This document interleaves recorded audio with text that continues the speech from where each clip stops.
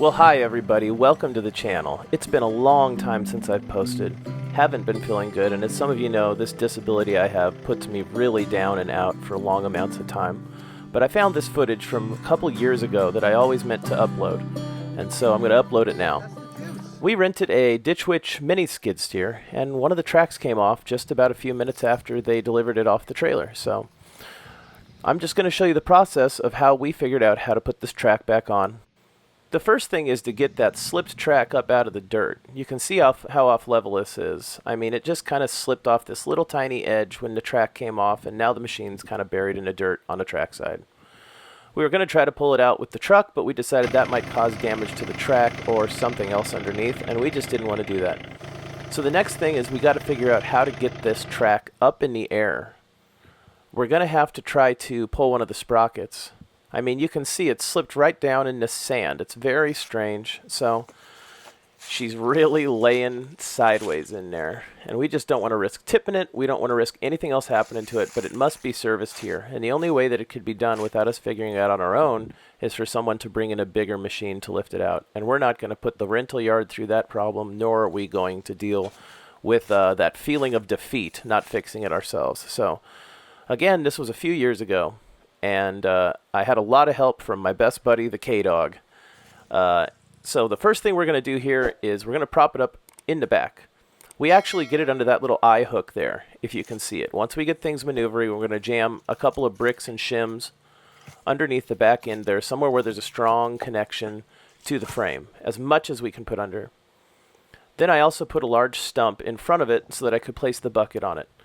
And using the hydraulic system in the arms, the machine is strong enough to lift itself. So I should be able to just place that bucket right down on that log and drop the bucket, and it should push that into the air.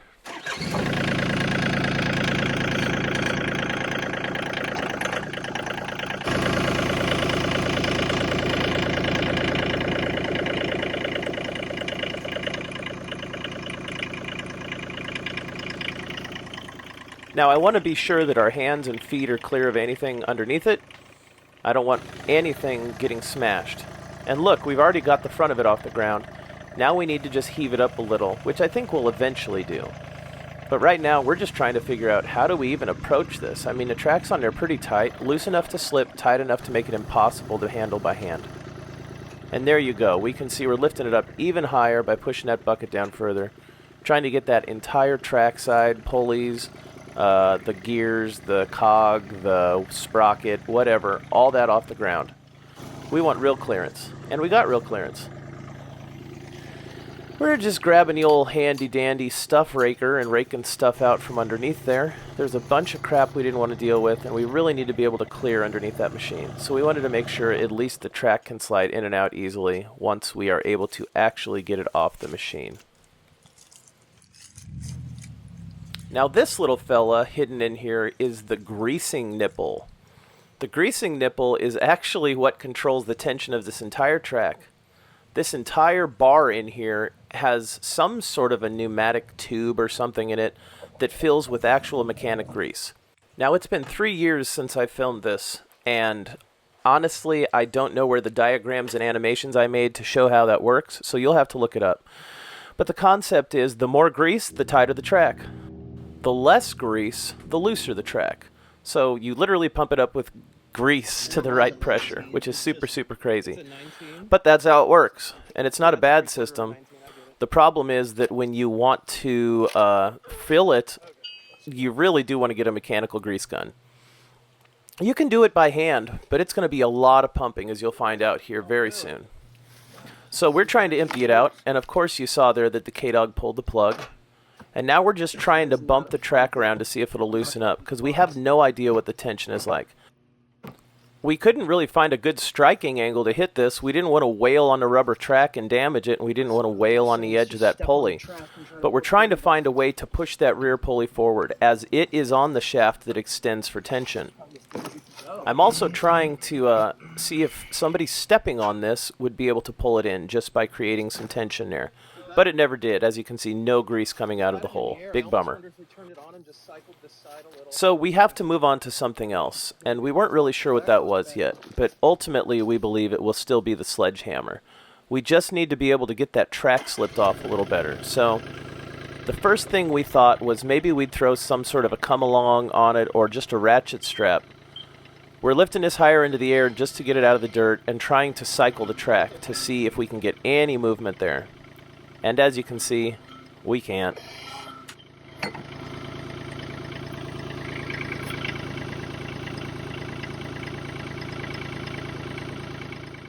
There's just no helping it. It's not like there's a front drive cog and a rear drive cog. It's just that one. So if it just starts slipping and we just run it and slip it over and over again, we're going to damage that track, and we're not into that. Now, granted, that track is steel belted. It's super tough, but it's not the right move.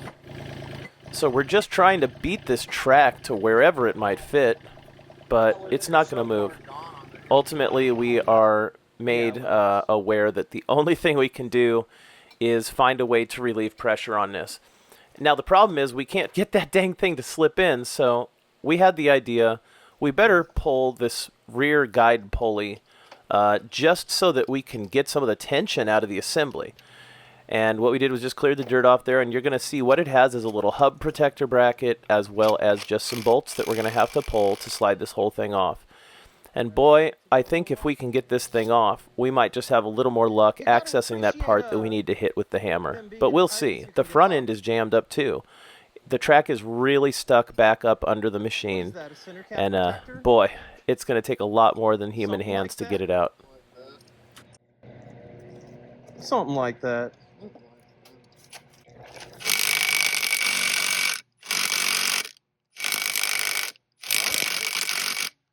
That's the one. Oh, always moves. Thanks, Milwaukee.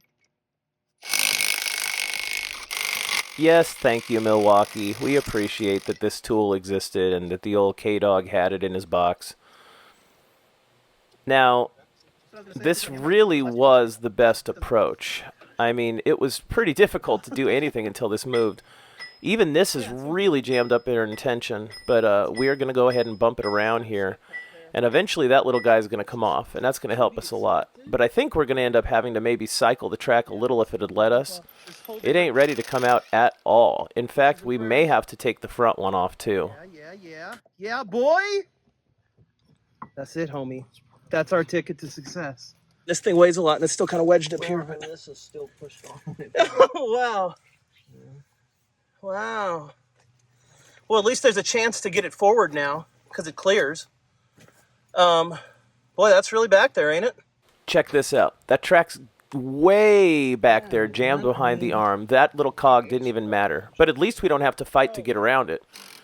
So, K-Dog's pulling the front one off too. Because the back one went so good, why not do the front? Now that front one's jammed. Look at how that track's pretty much wrapped around it front to back. We're going to have to knock that loose, but we're sure that once we knock that loose, we're going to get all the tension we need, and it's going to be smooth sailing from there? Question mark? Let's see. We're cycling it. It can't do anything. You can see that rear rubber is just stuck. That's really what's holding it from cycling, is it slipped and it's stuck back there where all the tension is held on that back pulley arm. So we did everything we could to dig and try to pull and stand on it, and it just wasn't going to work. We need to get that front pulley off bad. First of all, I'm going to dig under here. We just need as much clearance as we can. We've lifted the machine as much as we can, but we don't want to lift it further because it'll transfer too much weight to the back. And we also don't want to damage the step plate or anything that it is jacked up on in the back there.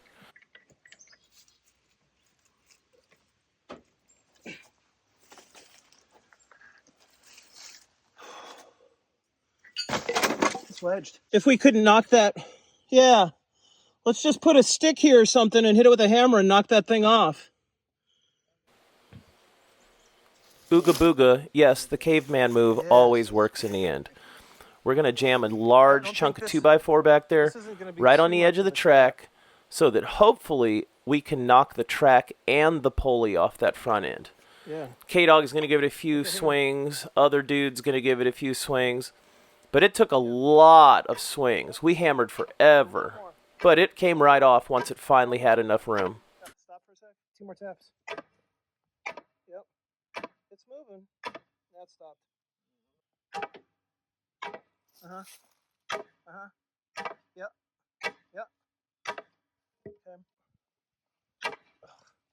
Yeah. Yeah. Yep.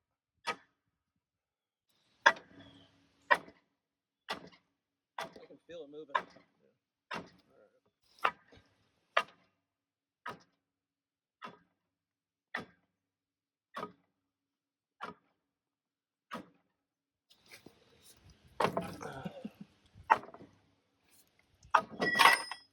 Yeah, baby. Yeah, baby is right. It'll wear you out swinging that hammer, bouncing against rubber. You just got nothing. Awesome. But check that out.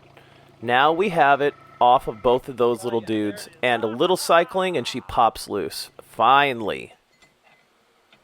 Now the old K-Dog is trying to get it lined up on that track here. But Okay, we're this not is home gonna free sound a little yet. We're not going to crazy. be able to put these pulleys in Yeah, until okay, we get yeah, the tension exactly. off. Yeah. That track's totally Exactly. free now, finally. Finally. And now it's the problem of figuring out how to collapse this cylinder That's it, inside baby. full of grease. That's the juice. We still haven't seen any grease come out of that hole. Nope. In the words of P. Diddy, I like that. We tried a little finesse instead of going straight to the brute force, but this did not work. We attempted to put this heavy-duty ratchet strap around it, and we were hoping to just slowly, one click at a time, force it to close and squeeze that grease out. But no dice. Did not work. So instead what we did was we left it on there, and we eventually move on to sledgehammering that back side. Once we do that, we've left the black strap on just to do a click at a time if we move it at all, just so it doesn't bounce or push back out. But I think ultimately this strap was totally unnecessary and just a failed attempt at trying to get that off at first. Now, sadly, we stopped filming here because we were wailing on the back end with a sledgehammer. But look, we're getting grease to come out of that hole, and it's got to be a lot of grease. But we're moving in the right direction. I mean, it looks good. And look how much we've collapsed that rear assembly there. It's starting to push into the frame of that track system. And more grease coming out. So I don't know if we're going to have to hammer it much longer, but I'm pretty sure we will. And we did have to. But obviously we missed that in the filming process, so that's too bad. But just trust me, you strike it in the rear end there, and it's going to start squeezing grease. A couple good strikes with the hammer, not on the pulley, but on the back of the arm. Double G. K-Dog. A K-Dog exclusive. Just take some of the weight out of this, okay? Ready? Go ahead. Ooh. Yeah. Oh. Oh. Get it? Felt like it. Oh, yeah. K-Dog exclusive. Meow, meow, meow, meow, meow, meow, meow. Okay. Meow, meow, meow, meow. Okay. Throw a bolt on that. What a beauty. I love it when a plan comes together, as Hannibal would say. Starting to slide that first track on now. There's plenty of tension since we got grease out of that assembly, and it's going to be smooth sailing from here. If you got this far, you're almost done. Be happy. Do a little happy dance right there next to your machine that you still can't run. Now, the back pulley's going to have to go on. That's a little more of a stinker. Maybe we got to do a little more hammering. I'm not sure. But we got a ton of slack in that track. And as long as we can slide this pulley into the track grooves and then push that whole thing on, we are gold. So let's see what happens. Of course, we're trying to keep as much slack out of this track as we can because it weighs a lot. And somebody just holding it isn't going to be good enough. There you go. Yeah, boy. Work that wheel. I can step on the top of it. Here. Let me get my hand on the top of this, or foot on the top of this thing. Yeah? Yeah. Yeah, boy. That's all it took. Now, we are going to rush to get some bolts on this thing. We probably just got to give it a little tappa-tappa-roo, and get it onto that, well, whatever those are. What do they call those? Studs? Yeah. Anyway, there it is. K-Dog got it to slot in. Going to throw some bolts on it, and then we just got to grease her up. And by the way, it's a lot of grease. Do they torque it? They measure in ugga-duggas. Oh, yeah, that's about right. 20 ugga-dugga, 40 ugga-dugga. Depends on which gun, though. The ugga-dugga ratio to hammer power. Yeah, that old Ugga Dugga measure never fails you. If you got an impact gun, you know the Ugga Duggas. And a few more Ugga Duggas here, and by golly, that's going to be on. Now, don't freak out. We're not just relying on the impact driver. The old K-Dog would never do that. He's going to pull out his real nice, big old torsion wrench or whatever, and he's going to put the proper torque on it. Ah, not a torsion wrench, a torque wrench. That's how you'd put torque on something. So, we're about done here, and it's just about time to grease that thing up. One like that, so you know they don't come off. Yup, that's like a safety line. Yeah, it's a safety. Now, if you're real smart, you drill a hole through the shaft and then put a castle nut and a bobby pin on it. I don't really. I'm working on something where the minimum bolt size is 3/4, but you have me in here with like needle nose pliers. Pulling. Oh! You don't want to go home. It's think you did such a good job. Wants to stay there. The last bolt. Yeah. Boy, this is how it goes, guys. I mean, we thought we'd be done with this a lot earlier, and now the sun's going down. We're at the very last of the sunlight. I pulled out that little Vever fan that I had from like years ago, and it ended up saving the day. But golly, we really stretched it to the very end of the daylight here, and K-Dog's socket got stuck on this stinking bolt, and it took like 10 minutes to get it off. It was ridiculous. But look, it's all put back together, and now it's just time to grease it up. Now, if you own one of these or you're working on them regularly, I mean, get yourself the grease-filling meter. This little meter you just slap on these machines to know if you're in the proper range. Is going to let you know if you've put enough grease in it and if it's proper to make sure the wheel has enough tension on it. Well, the track at least. I guess there aren't any wheels. There's kind of wheels. Wheels inside of wheels. I don't know. But K-Dog is going to go ahead and start greasing this thing up. He's just going to put that nipple back in that we had removed, and he's going to hook up the fitting to the grease gun. Ding! I just need more rags on that. Okay. When it's been a hard day, K-Dog reaches for tub of towels, heavy-duty cleaning wipes. Okay, we're getting low on rags, but did you get the fitting in? Okay, well.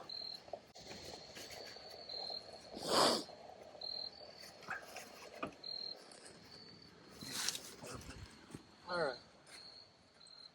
Meow. Need that 19. Yep. Let me tell you this. The key to this machine and putting the track back on, I think your father would agree, is the tensioner.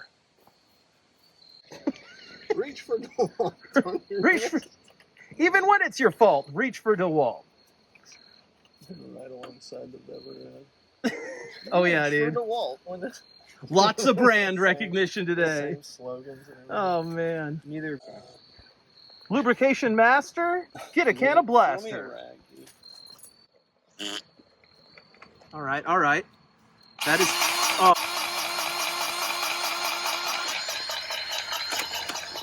Well, we pump about 700 gallons of grease in it, and it starts pushing that back end out, and we're going to start getting tension on the track.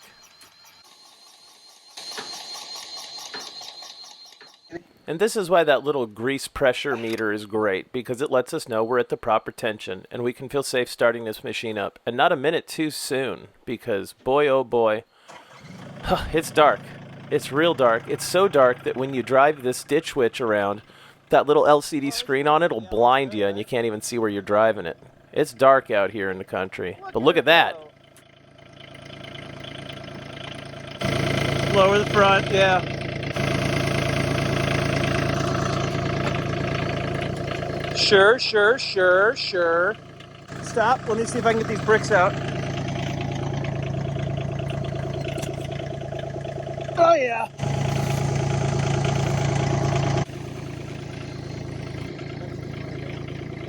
Nah, I mean, yeah, flatten it out. Well, holy cow, that's success, and it feels good to have success. Not having to call anybody to fix it, and we had fun, man. The joy of fixing, right? It's fun when you can fix stuff like this on your own. Unfortunately, what didn't get fixed was the thing that we rented the skid steer to fix. So it looks like it'll be one more day the next day of somebody use a net grappler bucket to move the rest of those old logs out of the pile. But anyway, at least it's fixed. And thanks for the K-Dog. K-Dog's the best. And if you don't know the K-Dog, you really should. Guys, I'd love to ask you one more time if you'd like, comment, and subscribe this video. It really helps people find this channel. And boy, we've built a great community in the comments section. You should go look through some of the videos and see the awesome discussions we've had over the years with people.